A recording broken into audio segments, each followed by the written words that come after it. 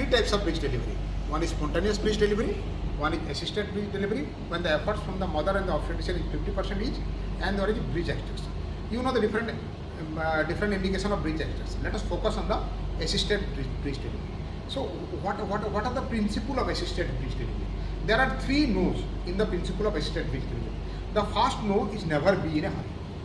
The second no is the never put the back posterior. Always back should be anterior. And the third no, what is the third no? Never pull from the below. Never pull from the below. Always ask the assistant to give suprapubic pressure or the fundal pressure whenever needed, but never pull from below. What my point? Three no. Never be in a hurry, never pull from the below, and never put the back posterior. Always back should be anterior. And what are the requirements for assisted breech delivery? There are two types of requirement. One is manpower requirement, one is machinery requirement.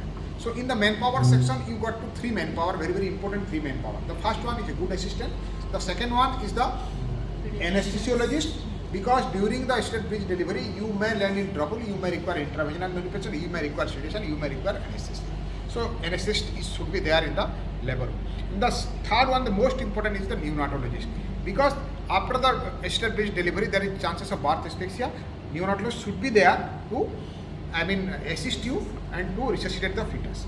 Got my point? So manpower requirement and machinery requirement. Manpower requirement are three: good assistant, neonatologist, and the anesthetist.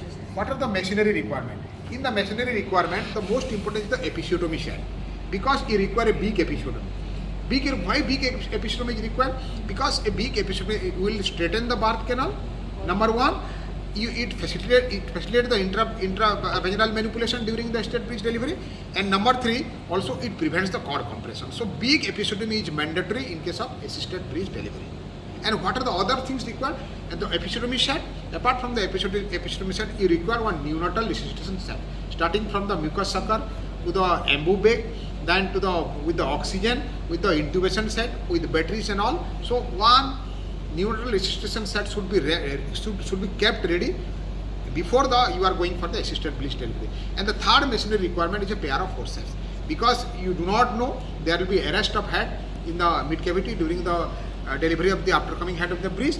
Then you may require the application of forceps. So one pair of forceps should be kept ready. So three manpower requirement and three machinery requirement. So these are the principle of assisted breech delivery. These are the requirement of assisted breech. Coming to the step proper.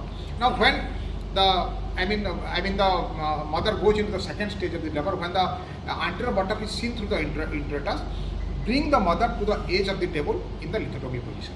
The first thing you are going to do, to bring the mother in the lithotomy position to the edge of the table. Got my point? So number two, if the IV line is not started, still you can start the IV line. Number three, you put a wedge on the right side of the buttock to prevent the vena cava compression and tilt the patient 15 degrees towards the left side. Got my point? This will increase the venous return, it will increase the cardiac output, and increases the pituitary circulation.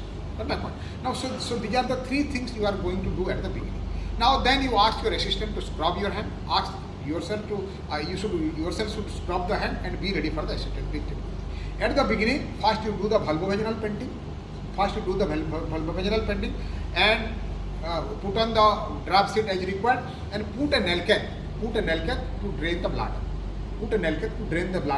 And at the beginning you got to do one big episiotomy with Jalopin infiltration. Got my point? So you do the vulvovaginal painting, do the draping, put a nail cap to drain the bladder, and do a big episiotomy. The advantages of big episiotomy I have already told you. Got my point? Now follow the non-touch technique. Do not touch the buttock. Do not touch the fetus till the delivery of both the buttocks and till the visibility of the umbilical cord of umbilicus. Got my point? Always ask the assistant to give the fundal pressure. Now, so follow the non-touch technique till the visibility of the umbilical cord, after the delivery of the anterior buttock, after the delivery of the posterior buttock, and once the umbilicus is visible, you got to do four things. So once the umbilicus is visible, you got to do, what are the four things you got to do? First, you pull down the umbilical cord and put it in the sacral vein. Pull down the umbilical cord and put in the sacral vein, step one. Got my point? And step number two, if the legs are still not delivered, then you do the abduction and flexion of the thigh, so the legs are released and legs are delivered. Got my point? Point number two. Point number three. Ask the sister to take a towel and wrap the fetus, and if the fetal trunk is going towards the posterior position, put it in the anterior position. So 4 points. The first one, pull the umbilical cord, put in the sacral bay. Number 2, if the legs are not delivered, do a flexion and abduction of the thigh so the legs are released. And point number three, that ask if the fetal back is going posteriorly, keep it in the anterior position, and ask the sister to give a towel so that you can wrap the fetus with the towel so that there is no hypothermia. What my point? Then next you got to look for the relationship between the medial border of the scapula and the fetal spine. So if there is if both medial border of the scapula and the spine are parallel to each other, you will assume that the fetal arm in a flex position and you are expecting easy time. And if there is winging of the scapula, the arms are extended, you expect difficult time.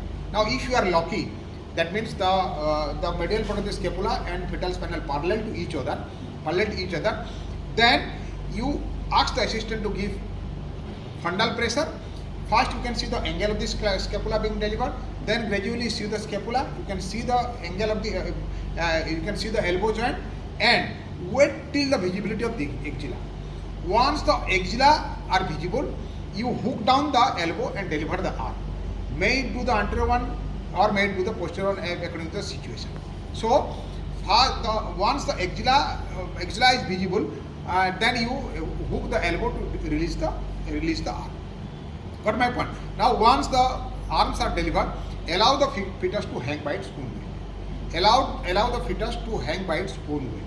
Now you wait till the visibility of the nape of the neck, and you ask your assistant to give suprapubic pressure, and the pressure should be more towards the sinciput.